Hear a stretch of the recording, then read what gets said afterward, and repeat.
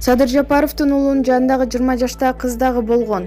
Бул тууралуу элдин жол кыймылы коопсуздугун камсыздоо башкы башкармалыгынан кабарлашты. Камактагы саясатчынын баласы Дастан Садыр уулу 26 август күнү ооруканада көз жумган. Ал 22 август күнү Бишкектеги 7 апрель көчөсүнө мотоцикл менен баратып кырсыктаган. Милициядан билдиришкендей, кызды мотоциклге оңоруп бараткан Дастан Садыр уулу 7 апрель көчөсүндөгү Көкжар айылында бурулуп бараткан Toyota Matrix үлгүсүндөгү унааны сүзгөн. Катуу сокуудан улам кыз ыргып кетип, жолдо турган Lexus автобусуна урунган. Анын кесепетинен түрдүү жаракат алган кыз Чүй аймактык ооруканага түшкөн.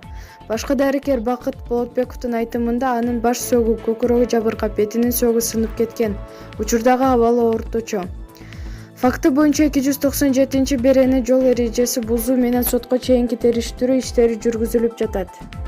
Кече 26 август күнү Садыр Жапаровдун уулу Дастан Садыр уулу жол кырсыгынан каза болгон. Бүгүн саясатчы баласы тууралуу биринчи жолу үн катты. Тиги бала атайлап жасабагандан кийин баары Кудайдан, кокусук болуптур. Арыз жазуу менен уулумду кайтарып ала албайбыз. Кудайдын буйругуна башы ээли, деп Садыр Жапаров билдиргенин анын жакындары айтып беришти. Жапаровдун тарапташы Мелис Аспеков социалдык тармактагы баракчасынан Садыр Жапаров баласын сүзгөндөрдү сотко бербегиле, арыз жазбагыла, бул кырсык. Аны каматкан менен пайда жок деди, деп жазды. Жазаларды аткаруу мамлекеттик кызматы Садыр Жапаровдун уулун акыркы сапарга узатуу зыйнатына барышы бүгүн чечилерин билдирген. Дастан Садыр уулунун сөөгү Ысык Көл облусунун Кеңсу айылында эртең 28 августта саат 11:00 коюлат. Куда сөк болуп чырмалашын эле жатып калдык го чиркин.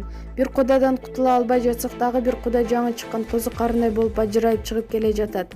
Дегенибиз ИИМде Курсан Асановдун ордуна келген Памир Асанов кадимки райым миллионер Матраимовдун кан кудасы экени аныкталды. Көрсө Матраимовдун жээни Памир Асановдун уулуна турмушка чыккан экен. Буга чейин социалдык тармактарда Райым менен Асанов кудай экен деген кептер бекеринен чыкпаптыр. Чыгымдыгы билинди. Жалал Абад шаарында набайкана өрттөнүп кетти. Бул тууралуу бүгүн 27 августта ÖKMден билдиришти. Маалыматка караганда кырсык Ленин көчөсүндөгү набайканада болгон. Анын кесепетинен жалпы аянтта 200 чарчы тунуке жана шифер менен жабылгандан бышырчу жай толугу менен күйгөн.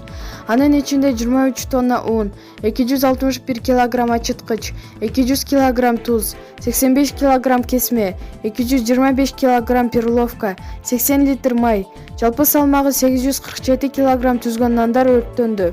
Учурда бул кырсыктан себеби такталууда.